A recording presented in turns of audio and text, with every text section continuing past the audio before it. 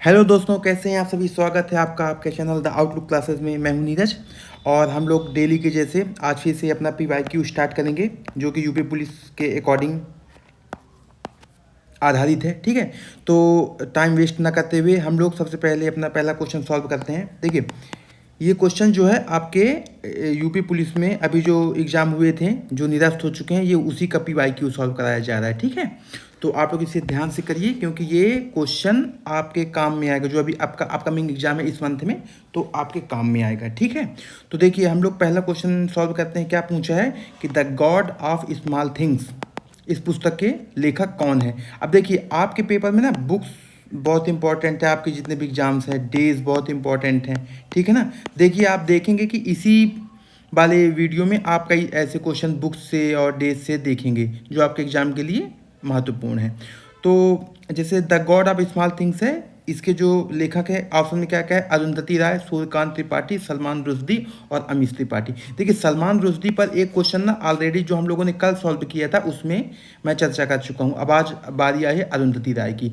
ये जो the God of small things पुस्तक है, इसके जो लेखक हैं वो द अरुंधति राय हैं। देखिए अरुंधति राय पता है बहुत महत्वपूर्ण लेखिका हैं, तो आप लोगों को ना इनके बारे में जानना बहुत ज़रूरी है। और अभी इम्पॉर्टेंट क्यों है अरुंधति राय, क्योंकि इनको 2024 में लिटरेचर के क्षेत्र में, साहित्य के क्षेत्र में एक अवार्ड दिया जाता है।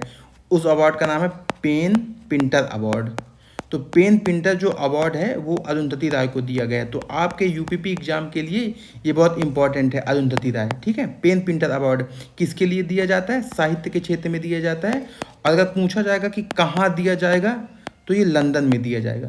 तो अरुंधति राय इसलिए बहुत ज़रूरी है। देखिए the God of small things जो है एक उपन्यास है, तो इसके लिए अरुंधति राय को 1997 में मैन बुकर पुरस्कार प्रदान किया गया है। और ये प्रथम महिला भी थी, प्रथम भारतीय महिला थी अरुंधति राय, जिनको मैन बुकर अवार्ड दिया गया है। ठीक है, इसके अलावा इससे पहले भी जिन लोगों को दिया गया है वहाँ हम लोग डिस्कस कर लेंगे। तो एक हैं आपके VS नायपॉल थे। इनको 1971 में इनको इनकी जो उपन्यास लेखन है इन ए फ्री स्टेट के लिए इन्हें 1971 में मैन बुकर पुरस्कार दिया गया है। और आपके ऑप्शन में जो एक और है सलमान रुश्दी, तो सलमान रुश्दी को भी 1981 में मिडनाइट चिल्ड्रन के लिए मैन बुकर अवार्ड दिया है। और ये पुस्तक भी बहुत ज़रूरी है, मिडनाइट चिल्ड्रन। अब जैसे देखिए the God of small things अगर पूछा है ना, तो आपसे पूछ सकता है कि मिडनाइट चिल्ड्रन के लेखक कौन है। तो आपको ध्यान रखना है मिडनाइट चिल्ड्रन के जो लेखक है वो है सलमान रुश्दी। ठीक है ना, इसके अलावा एक, ठीक है, तो ये आपको ध्यान में रखना है। नेक्स्ट क्वेश्चन पे हम लोग चलते हैं। भारत के संविधान के अनुच्छेद 64 और 89(1), भारत के संविधान के अनुच्छेद 64 और 89(1) के तहत कौन राज्यसभा का पदेन सभापति होता है। बहुत अच्छा सवाल है, आर्टिकल बेस्ड। ठीक है, आर्टिकल। अब देखिए कल वाले क्लास में हम लोगों ने देखा था कि फंडामेंटल राइट्स से क्वेश्चन पूछा गया था। आज हम लोग क्या देख रहे हैं कि जो संघ की कार्यपालिका है उससे क्वेश्चन है।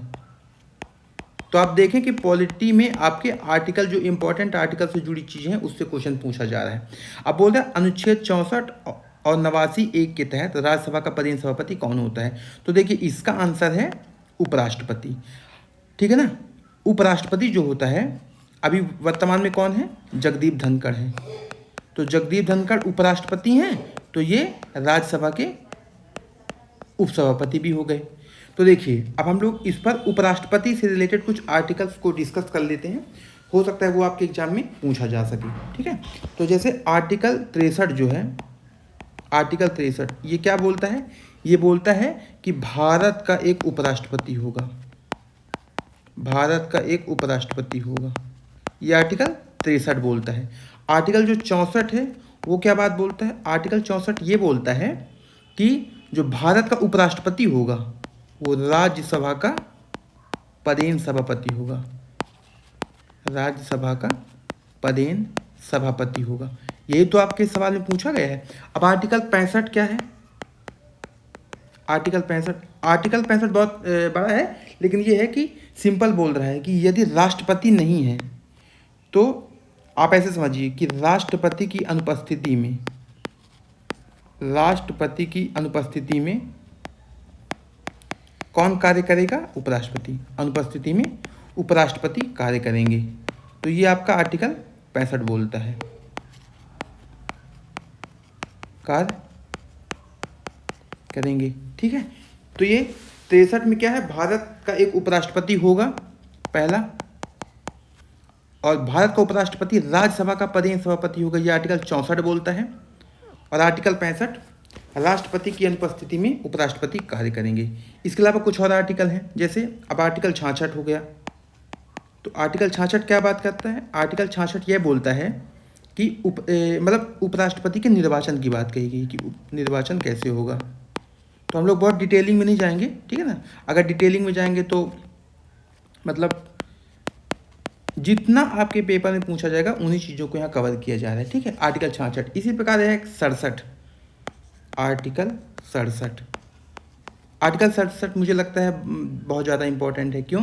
क्योंकि इसमें उपराष्ट्रपति की पदावधि की बात की गई है। उपराष्ट्रपति जो हैं आपके, उपराष्ट्रपति की पदावधि क्या होता है? कितनी पदावधि होती है? उपराष्ट्रपति की जो पदावधि होती है वो 5 वर्ष। जिस दिन वो अपॉइंटमेंट मतलब उनकी नियुक्ति होगी उस समय से लेकर के 5 वर्ष तक होंगे, ठीक है ना।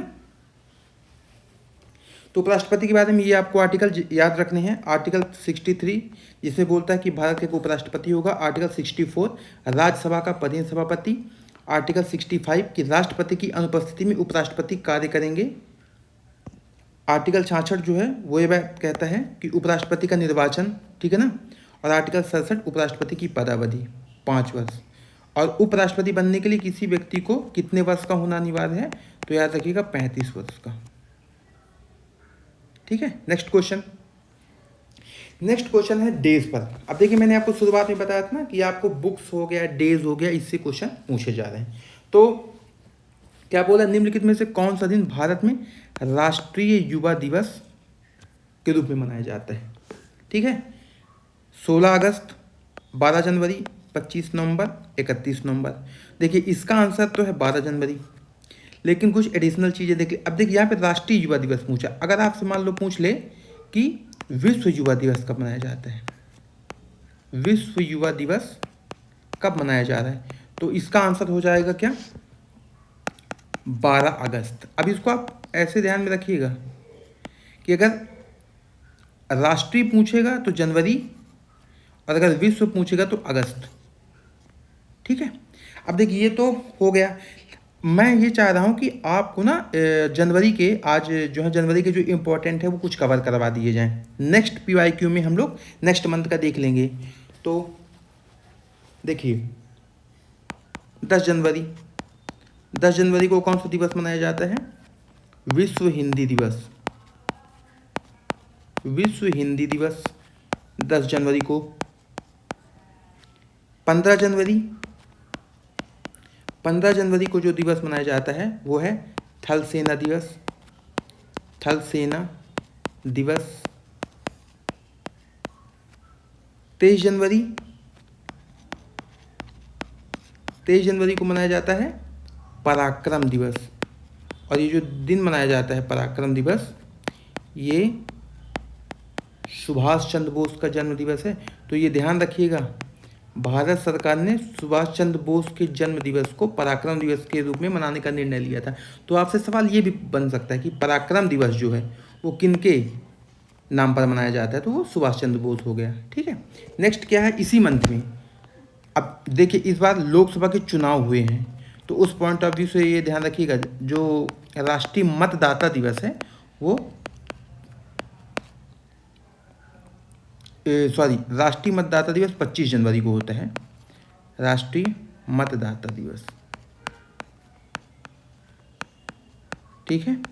24 जनवरी का दिन भी इम्पोर्टेंट है क्योंकि 24 जनवरी को राष्ट्रीय बालिका दिवस मनाया जाता है। राष्ट्रीय बालिका दिवस देखिए ऐसे दिवस है ना, ये आपके पेपर में कभी ना कभी पूछे ही जाएंगे। ये 5 चीज़ें आपको ध्यान रखना। 10 जनवरी को विश्व हिंदी दिवस, 15 जनवरी को थल सेना दिवस, 23 जनवरी पराक्रम दिवस, सुभाष चंद्र बोस का जन्म दिवस है ये, 25 जनवरी को राष्ट्रीय, अब देखिए 25 जनवरी को क्यों, कि 25 जनवरी को निर्वाचन आयोग का गठन हुआ था 1950 में, निर्वाचन आयोग का गठन। ठीक है, ये ध्यान रखिएगा क्योंकि इस बार लोकसभा के चुनाव हुए हैं, तो ये दिवस इम्पोर्टेंट है आपके लिए। ठीक है, और राष्ट्रीय बालिका दिवस 24 जनवरी। नेक्स्ट क्वेश्चन पे हम लोग चलते हैं। निम्नलिखित में से कौन सा अम्ल सिरके में मौजूद होता है? अगर आप लोगों ने कल का क्लास किया है तो कल के क्लास में ये बताया गया था, ऑक्जेलिक अम्ल के बारे में क्वेश्चन पूछा था कि ऑक्जेलिक अम्ल या पालक में कौन सा अम्ल पाया जाता है। तो पालक, टमाटर में ऑक्जेलिक अम्ल पाया जाता है, पालक और टमाटर में। साइट्रिक अम्ल किस में पाए जाते हैं? खट्टे फलों में, है ना। आपका नींबू हो गया, संतरा हो गया, इनमें आपके पाए जाते हैं। लैक्टिक अम्ल दूध, दही, और इसमें पाया जाता है आपका सिरका, सिरका। तो सवाल क्या है, कौन सा अम्ल सिरके में मौजूद होता है? तो एसिटिक अम्ल, इसका आंसर हो जाएगा आपका ए नंबर। ठीक है, इनको याद रखिएगा, अगर एग्जाम में पूछेंगे तो यहीं से चीज़ें बनेंगी। ठीक है, एक और ध्यान रखिएगा, एक और, इमली जो होती है, इमली, उसमें टार्टरिक अम्ल पाया जाता है, टार्टरिक अम्ल, ये भी एक जरूरी है। ठीक है, इतना रखेंगे, अगर आपके पेपर में आएगा तो यहीं से क्वेश्चन बनेंगे। नेक्स्ट क्वेश्चन, हम्पी उत्सव। देखिए उत्सव के बारे में भी मैंने आपको बताया रहा कि जो उत्सव होते हैं वो पूछे जा रहे हैं। और देखिए एग्जामिनर आपको हिंट दे रहा है, अगर आपको ये पता है कि हम्पी, हम्पी आप लोगों को पता है विजयनगर साम्राज्य की राजधानी रही है, और ये लोकेटेड कहाँ है? कर्नाटका में, है ना। हम्पी जो है वो, और ये तुंगभद्रा नदी पर बसा हुआ शहर था। ठीक है, तुंगभद्रा नदी जो कि कृष्णा की सहायक नदी है। ठीक है, अब देखिए हम्पी शहर है कहाँ का? कर्नाटका का। अगर आपको केवल एक शहर पता हो तो आप आंसर लगा सकते थे कि हम्पी जो है वो कर्नाटका। अब देखिए इससे कितने क्वेश्चन बन गए। हम्पी जो है विजयनगर साम्राज्य की राजधानी रही है। हम्पी किस नदी पर है? तो तुंगभद्रा नदी पर है, और तुंगभद्रा किसकी सहायक है? कृष्णा नदी की सहायक है। ठीक है, अब कुछ हम लोग उत्सव देते हैं, जैसे उड़ीसा जगन्नाथ रथ यात्रा, अगर बोल दें जगन्नाथ रथ यात्रा, वो उड़ीसा हो गई। महाराष्ट्र में आपका होता है पोला त्यौहार मनाया जाता है। अब अगर गुड़ी पाड़वा, गुड़ी पाड़वा जो है को मराठी नववर्ष भी बोला जाता है। मराठी जो समाज है गुड़ी पाड़वा को मराठी नववर्ष के रूप में मनाती है।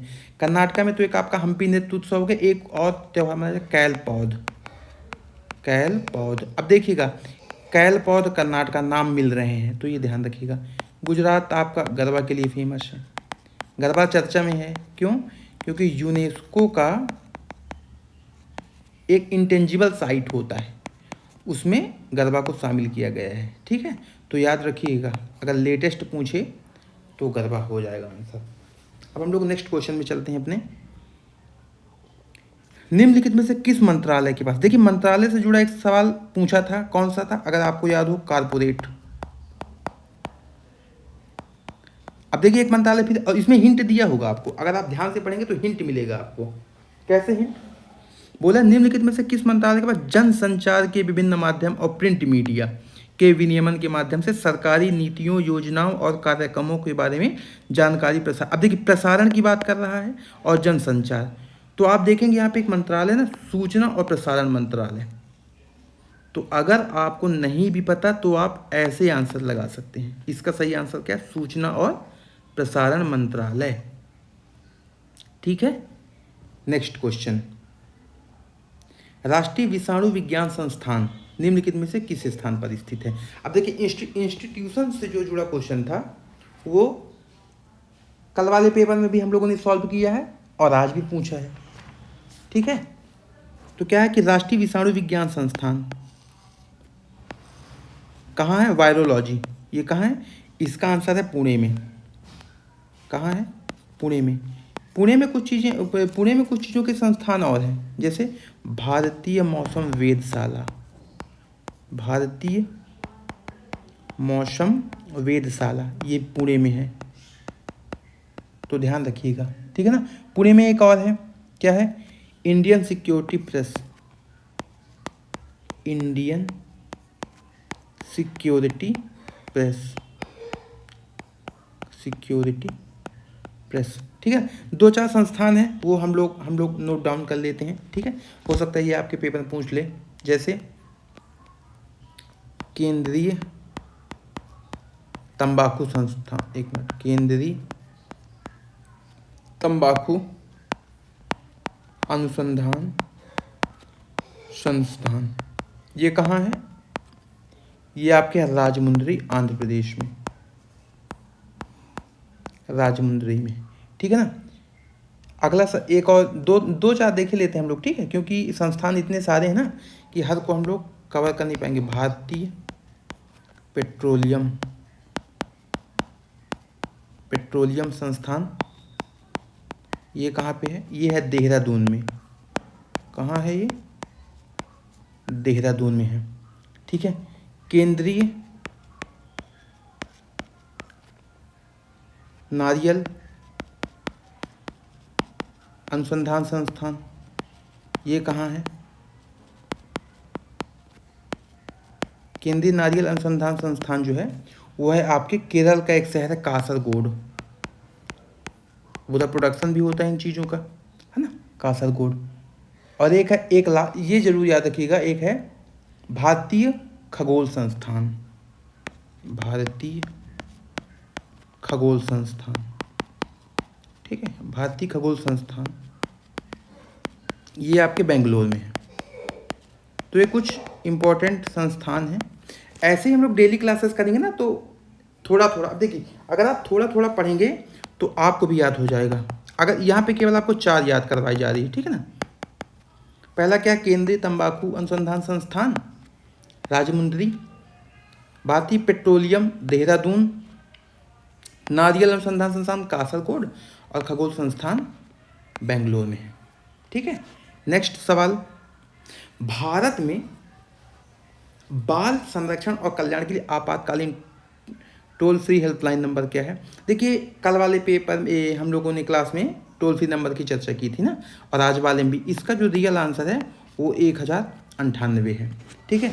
अब देखिएगा, मैंने उस दिन आपको यूपी से रिलेटेड 2-3 और की थी, जैसे एक होता है सीएम हेल्पलाइन नंबर, यूपी का CM helpline number, CM helpline number क्या है यूपी का, 1076।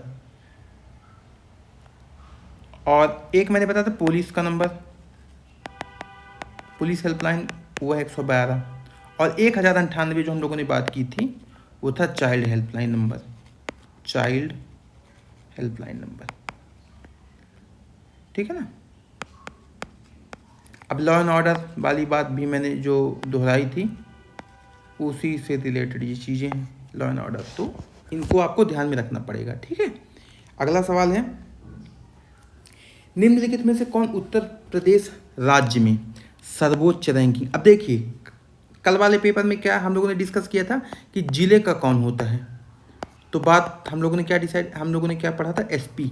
अब आज यहाँ पे क्या बोलते हैं, राज्य में सर्वोच्च रैंकिंग, तो राज्य का जो सर्वोच्च रैंकिंग होता है वो डीजीपी होता है, डायरेक्टर जनरल ऑफ पुलिस, ठीक है, राज्य का। तो जब कभी पूछेगा कि राज्य में कौन होगा, तो राज्य में हो जाएगा आपका डीजीपी,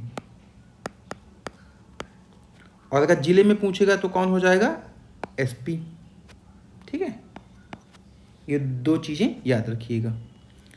अगला सवाल, सरकार का वह खाता जो केवल चालू वित्तीय वर्ष से संबंधित है, उसमें शामिल क्या है, आउटकास्ट बजट, राजस्व बजट, पूंजीगत बजट, कर बजट। तो इसका रियल आंसर है रेवेन्यू बजट, राजस्व बजट, यानी सरकार का वह खाता जो केवल चालू वित्तीय वर्ष से संबंधित होता है वो राजस्व बजट कहलाता है, ठीक है ना। अगला सवाल, निम्नलिखित में से किस वायसराय ने ब्रिटिश शासन के दौरान बंगाल का विभाजन किया था।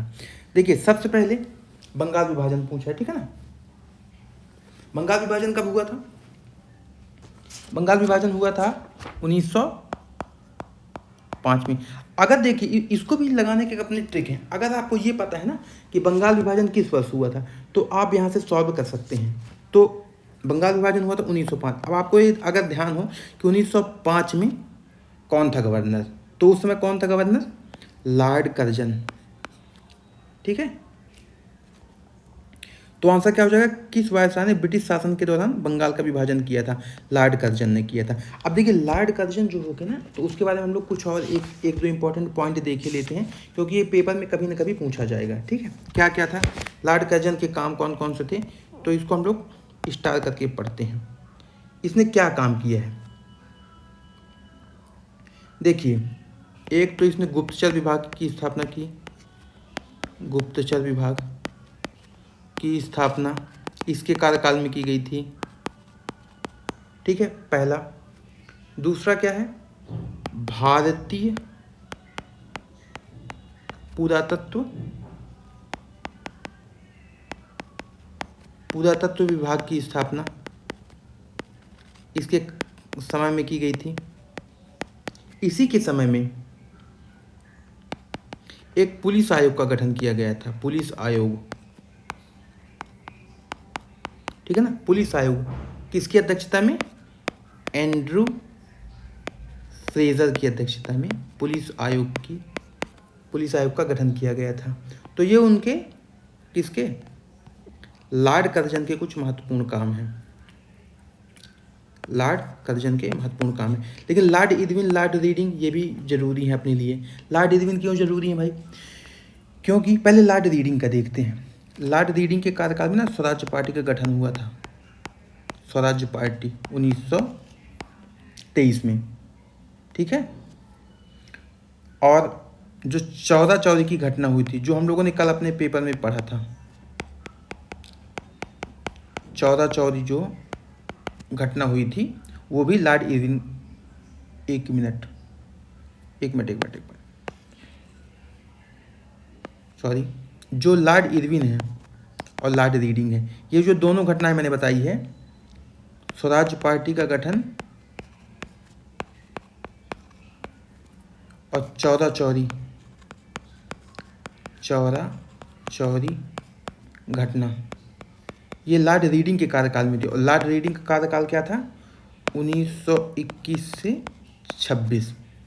लॉर्ड इरविन का जो कार्यकाल था वो इनके बाद था, 1926 से 1931। ये किस लिए थे? गांधी इरविन समझौता, है ना, गांधी इरविन।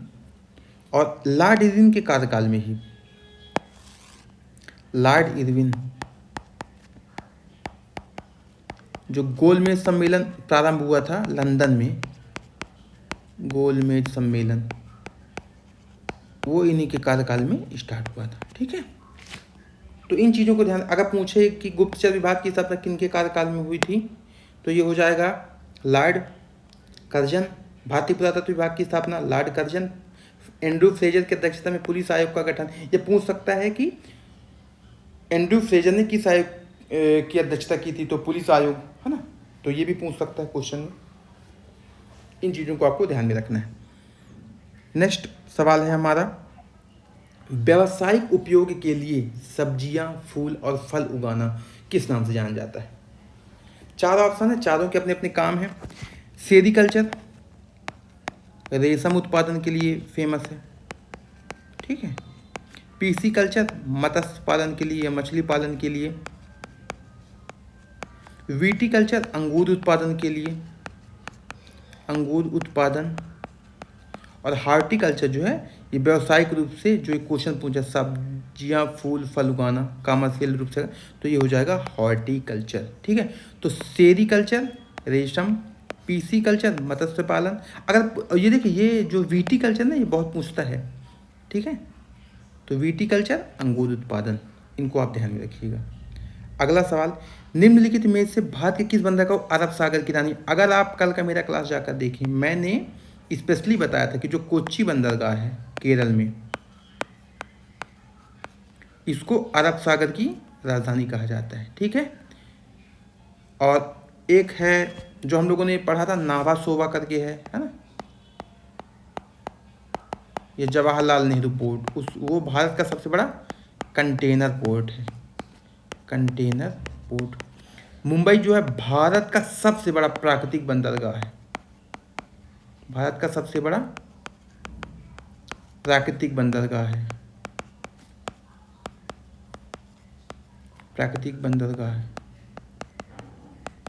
मर्मुगो ये तो आपके गोवा में है, वो मैंगलोर है, मैंगलोर को देखा, गाँव को गोवा से याद रखिएगा, और वो मैंगलोर है, एक मैंगलोर है, उससे कंफ्यूज मत होइएगा कि मैंगलोर है ना, मैंगलोर है आपका कर्नाटक में।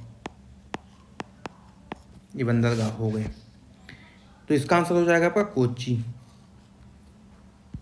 अगला सवाल है, वर्ष 2011 में भारत में जनगणना कार्य कितने चरणों में किया गया था? देखिए जनगणना को लेकर के एक सवाल, ये जनगणना का एक डेटा पूछा था यूपी वाला, लेकिन अगले में आपने पूछा कितने चरण में, तो जनगणना ध्यान रखिएगा 2 चरण में हुआ था आपका।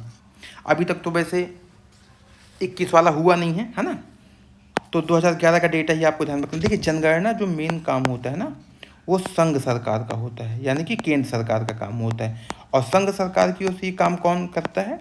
गृह मंत्रालय करता है, गृह मंत्रालय। ठीक है, पहली बार जनगणना की अगर बात हो तो 1872 में लॉर्ड मेयो के कार्यकाल में हुई थी, लॉर्ड मेयो, लेकिन वो अनियमित गणना हुई थी, और नियमित रूप से जो गणना हुई थी वो 1881 में लॉर्ड रिपन के कार्यकाल में हुई थी। ठीक है, इतनी चीज़ें आपको ध्यान में रखनी है। संघ सरकार करवाता है, संघ सरकार के अंतर्गत गृह मंत्रालय, 1872 में पहली बार, और 1851 में लॉर्ड रिपन, यहाँ से नियमित जनगणना स्टार्ट हो गई थी। जो 2011 वाली जनगणना थी हमारी, वो टोटल की 15वीं जनगणना थी, 15वीं जनगणना थी। ठीक है, तो इन चीज़ों को आप ध्यान में रखिएगा। अगला सवाल क्या है? मोगांव गुफाएं। देखिए मोगांव गुफाएं, जिन्हें हजारों बौद्धों की गुफाएं कहा जाता है, किस देश में स्थित है? इसका आंसर है चीन। आपको ना भारत के जो पड़ोसी हैं, नेपाल, भूटान, है ना, इनके बारे में थोड़ा सा, जो ये गुफा वगैरह है उनको आपको, जैसे अगर एक होता है बोरोबुदुर का मंदिर, बोरोबुदुर का मंदिर, ये इंडोनेशिया में है। कहाँ है? इंडोनेशिया में है।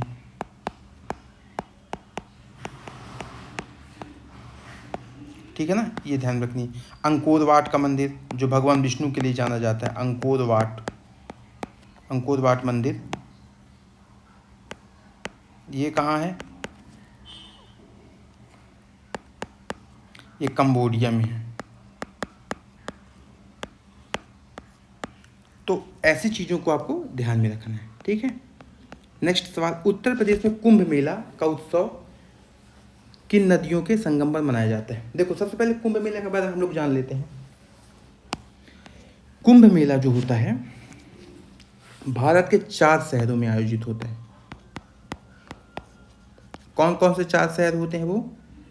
हरिद्वार, प्रयागराज,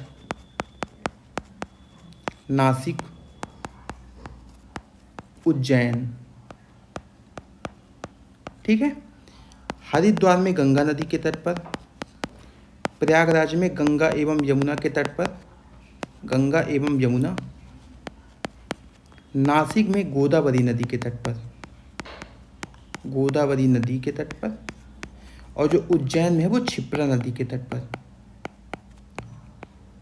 और देखिए जो कुंभ का मेला होता है ना, 12 साल में एक शहर में वो चक्री क्रम में चलता है, तो उस हिसाब मतलब हर 3 साल में कहीं ना कहीं होगा, 3 साल में, तो ये 12 साल में, जैसे हरिद्वार में हुआ, सपोज हरिद्वार में अगर 2026 में हुआ, एक उदाहरण मानते हैं 26 में, तो 29 में कहीं और हुआ, फिर 32 में कहीं और हुआ, फिर 35 में कहीं और फिर ये 38 में, तो वो अब 2026 के बाद ये फिर 2038 घूम करके आ जाएगा। तो प्रत्येक 12 साल में उस शहर में होता है, लेकिन 3-3 साल में इन शहरों पे होता है। तो ध्यान रखिएगा 4 शहर, हरिद्वार, प्रयागराज, नासिक और उज्जैन। उज्जैन में क्षिप्रा नदी, नासिक में गोदावरी, प्रयागराज में गंगा यमुना का संगम और हरिद्वार में गंगा नदी। ठीक है, अब आते हैं अपने सवाल पर। क्या पूछा है कि किन नदियों के संग उत्तर प्रदेश में कुंभ मेला, और ये उत्तर प्रदेश में कुंभ मेला प्रयागराज में। ठीक है, प्रयागराज में।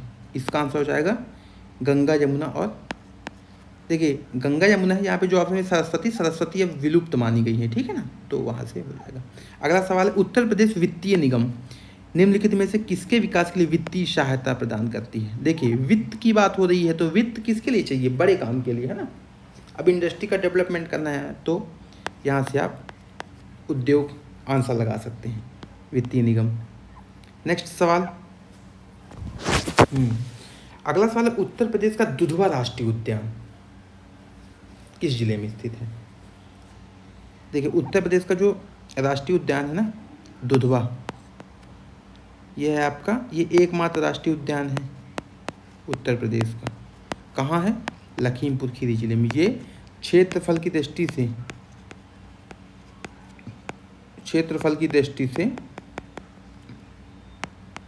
उत्तर प्रदेश का सबसे बड़ा जिला है,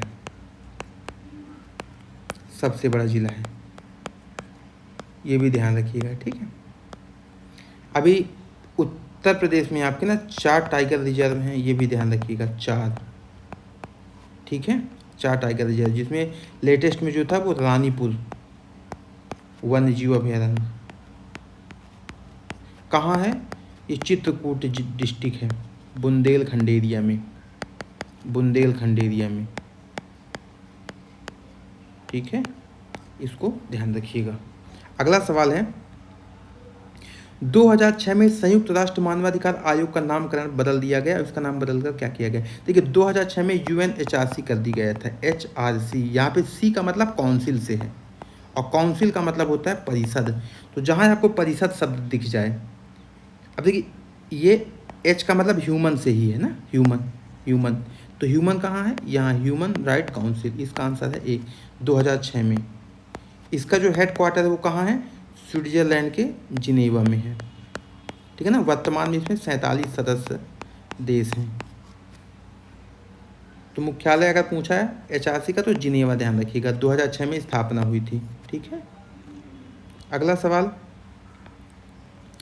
give full form of NIA। देखिए NIA ना एक प्रकार का जो सेंट्रल लेवल पे आतंकवाद विरोधी जो संस्था होती है ना, एंटी टेररिस्ट को कंट्रोल करने वाला ये ऑर्गेनाइजेशन है। ठीक है, सेंट्रल एजेंसी है, किस मंत्रालय के अंतर्गत कार्य करती है, गृह मंत्रालय। वर्ष 2018 में जो मुंबई हमला हुआ था, है ना, मुंबई हमला के बाद भारत में किसी भी प्रकार की आतंकी गतिविधि न हो, उसकी जांच के लिए NIA का गठन किया गया था। इसका फुल फॉर्म था national investigation agency, national investigation agency. ये नहीं होगा, नेशनल इन्वेस्टिगेशन एजेंसी। ठीक है, ये इसका राइट आंसर है। अगला सवाल, इजराइल हमास संघर्ष क्षेत्र से भारतीय नागरिकों को निकालने के लिए भारत द्वारा शुरू किए गए ऑपरेशन का नाम क्या है, ऑपरेशन अजय। देखिए ऑपरेशन अजय, ऑपरेशन बहुत पूछ रहा है। ठीक है, ऑपरेशन, जैसे एक है ऑपरेशन दोस्त, ऑपरेशन दोस्त था ना, वो किसके लिए था, वो तुर्की हो गया और सीरिया। ऐसे ही तो पूछेगा, तुर्की एवं सीरिया में जो भूकंप आए थे। ठीक है ना, तो उनमें सहायता पहुंचाने के लिए, भूकंप में सहायता हेतु। अफगानिस्तान में जब तालिबान ने कब्जा किया था तो उसके लिए कौन सा ऑपरेशन चलाया गया था, ऑपरेशन देवी शक्ति, देवी शक्ति। ठीक है, तो इस प्रकार की चीज़ें, इस प्रकार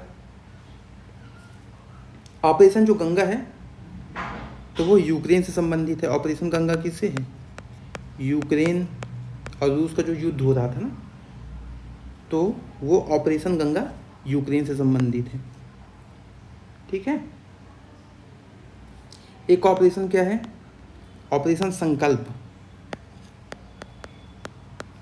ऑपरेशन संकल्प किससे रिलेटेड है, ध्यान रखिएगा, भारतीय नौसेना ने ईरानी जहाज, भारतीय जो हमारी नौसेना है ना, इस ऑपरेशन के तहत ईरान की एक जहाज है अलकंबर, उस जहाज का नाम क्या था, अलकंबर। तो इस जहाज को, अलकंबर नामक जो जहाज है को समुद्री लुटेरों से रक्षा की थी। समुद्री लुटेरे हैं, लुटेरों से रक्षा की थी।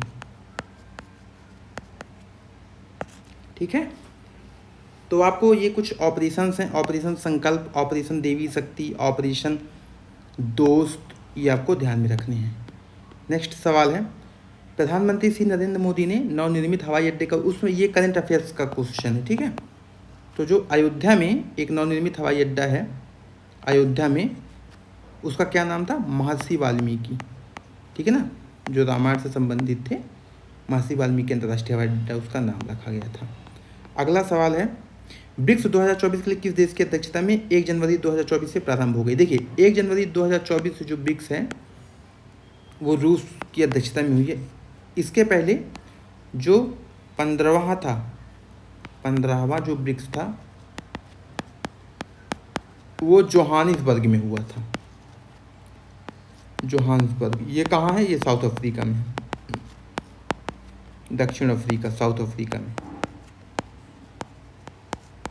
ठीक है। तो 15वां यहाँ, और जो 2024 में है वो रूस में, तो इसका आंसर बी हो जाएगा। नेक्स्ट क्वेश्चन क्या है, नोटबंदी के दौरान, वर्ष 2016 में जो नोटबंदी किए गए थे उसके दौरान आरबीआई के गवर्नर कौन थे। तो उस समय आरबीआई के गवर्नर उर्जित पटेल थे। वर्तमान में कौन है, शक्तिकांत दास हैं। तो अगर कोई पूछे कि वर्तमान में कौन है, तो शक्तिकांत दास हैं। और नोटबंदी के दौरान कौन थे, उर्जित पटेल। ठीक है। अगला है, केंद्रीय और राज्य करों के जटिल जाल की जगह जीएसटी कानून किस वर्ष लागू किए। देखिए कल वाली भी क्लास में हम लोगों ने जीएसटी से जुड़ी चीज़ें, जीएसटी का फुल फॉर्म पूछा था। तो क्या होता है जीएसटी का full form, goods and service tax, वस्तु एवं सेवा कर। ये 2017 में लागू हुआ था। कब हुआ था, 1 जुलाई 2017। इसीलिए हम लोग ना 1 जुलाई को ही जीएसटी दिवस के रूप में भी मनाते हैं, जीएसटी दिवस। इसके लिए कौन सा संविधान संशोधन किया गया था, 101वां संविधान संशोधन किया गया था। ठीक है ना। और संविधान में आर्टिकल 279A जोड़ करके जीएसटी परिषद भी ऐड की गई थी। इस जीएसटी परिषद की अध्यक्षता किसके द्वारा की जाती है, जो केंद्रीय वित्त मंत्री हैं। ठीक है ना। अभी केंद्रीय वित्त मंत्री कौन है आपको कमेंट में बताना है। ठीक है, केंद्रीय वित्त मंत्री प्रेजेंट टाइम पे कौन है ये आपको बताना है। तो कब लागू हुआ था, 2017 में। अगला सवाल, निम्नलिखित में से किस क्रिकेटर ने खेलों में उत्कृष्ट प्रदर्शन के लिए 2023 का, अब देखिए यहाँ पे वर्ष 2023 में 26 लोगों को अर्जुन पुरस्कार दिया गया था, 26 प्लेयर्स को अर्जुन पुरस्कार। अगर आपको ये पता हो कि दिए गए ऑप्शन में कौन क्रिकेटर है, क्रिकेटर तो वैसे चारों हैं, रोहित शर्मा, विराट कोहली, जसप्रीत बुमराह, मोहम्मद शमी, है ना। तो मोहम्मद शमी जो हैं उत्तर प्रदेश के, इनको, अब देखिए ये यूपी के भी हैं, तो यूपी पुलिस में क्वेश्चन पूछ लिया गया है। ठीक है। अर्जुन पुरस्कार की स्थापना कब हुई थी, 1961 में, 1961 में। ठीक है। अगला सवाल, क्यात निम्नलिखित में से किस देश की आधिकारिक मुद्रा है, क्यात। देखिए पड़ोसी देश है ना, पड़ोसी देश की मुद्रा भी पूछ ली जा रही है। तो म्यांमार की है क्यात, तुर्की का क्या है, लीरा, अफगानिस्तान का अफगानी मुद्रा ही है, अफगानी, है ना। और श्रीलंका का है श्रीलंकाई मुद्रा या श्रीलंकाई रुपया, श्रीलंकाई रुपया। ठीक है। नेक्स्ट क्वेश्चन क्या है, भारत में राष्ट्रीय बालिका दिवस। अगर आप मेरे आज की क्लास में पहले जाएंगे तो मैंने 24 जनवरी का डेट आपको बताया है कि 24 जनवरी को राष्ट्रीय बालिका दिवस मनाया जाता है, और 25 जनवरी को याद करिए राष्ट्रीय मतदाता दिवस। तो आप देखेंगे ना दिवस के क्वेश्चन आपसे पूछे जा रहे हैं तो जरूर याद रखिएगा। ठीक है। अगला क्वेश्चन, हिंदी भाषा की सबसे लोकप्रिय रचनाओं में से एक मधुशाला। मधुशाला किसकी रचना है? ये बहुत फेमस है। देखिए मधुशाला जो है ना वो अमिताभ बच्चन के पिताजी हरिवंश राय बच्चन जो हैं, ये इनकी रचना है मधुशाला। इसके अलावा जो दिए गए हैं मैथिली शरण गुप्त, इनकी भी एक फेमस रचना है क्या, भारत भारती। तो ध्यान रखिएगा अगर पूछे भारत भारती किसकी रचना है, मैथिली शरण गुप्त की। माखनलाल चतुर्वेदी की क्या है, हिम किरीटनी, ये बहुत उनकी फेमस है, हिम किरीटनी। और एक आता है हिम तरंगिणी, है ना। और एक है पुष्प की अभिलाषा, पुष्प की अभिलाषा। ये तीनों किनकी रचना है, माखनलाल चतुर्वेदी जी की हैं। सूर्यकांत त्रिपाठी निराला, इनकी भी एक रचना है फेमस है, अनामिका, अनामिका। तो ये हो गए आपके हरिवंश राय बच्चन की मधुशाला हो गई, तो इसका आंसर ये हो गया सूर्यकांत त्रिपाठी की अनामिका। माखनलाल चतुर्वेदी हिम किरीटनी, हिम मतलब जहाँ पे हिम की बात आएगी वो माखनलाल चतुर्वेदी जी हैं। पुष्प की अभिलाषा भी खैर इन्हीं की है। भारत भारती है मैथिली शरण गुप्त की। ठीक है। नेक्स्ट सवाल है, चंद्रयान 3 के रोवर का नाम क्या है? हम लोगों ने पढ़ा था, देखिए लास्ट वाले क्लास में लैंडर का नाम पूछा था। लैंडर का नाम क्या था, विक्रम। और रोवर का नाम क्या था, प्रज्ञान। इसी प्रकार मैंने एक बात कही थी शिव शक्ति पॉइंट का, शिव शक्ति पॉइंट, जहाँ पे जो चंद्रयान 3 है ना, तो उसने जो लैंड किया है उस पॉइंट को, ये पॉइंट दिया गया है लैंडिंग पॉइंट को, शिव शक्ति पॉइंट। ये याद रखिएगा, पक्का पूछेगा, मुझे पता नहीं क्यों ऐसा लग रहा है कि ये क्वेश्चन पूछेगा। अगला सवाल है, हाल ही में प्रधानमंत्री ने उत्तर प्रदेश में निर्मित किस नंबर स्वरवेद महामंदिर। देखिए स्वरवेद जो महामंदिर है वो वाराणसी में स्थापना की गई थी, और एक प्रकार का ये मेडिटेशन सेंटर है, मेडिटेशन सेंटर है। करंट अफेयर्स का क्वेश्चन है ये। ठीक है, मेडिटेशन सेंटर। तो ये कहाँ स्थापना की थी प्रधानमंत्री जी ने, वाराणसी में की थी। ठीक है। अगला है, निम्नलिखित में से कौन सा भारत का सर्वोच्च सैन्य पुरस्कार है? अशोक, वीर चक्र, महावीर चक्र, परमवीर चक्र। देखिए परमवीर चक्र जो है भारत का सर्वोच्च सैन्य पुरस्कार है, परमवीर चक्र फर्स्ट में है, और इसके बाद महावीर चक्र का नाम आता है। तो पहला हो गया परमवीर चक्र और दूसरा है महावीर चक्र। ठीक है। तो बच्चों इसी के साथ हम लोगों का एक प्रैक्टिस सेट और कंप्लीट होता है। हम लोग कल फिर एक प्रैक्टिस सेट के साथ आएंगे। मुझे उम्मीद है कि आपको ये क्लास बहुत पसंद आया होगा, इसीलिए आप हमारे लिए इतना तो कर ही सकते हैं, like, comment and share. Thank you.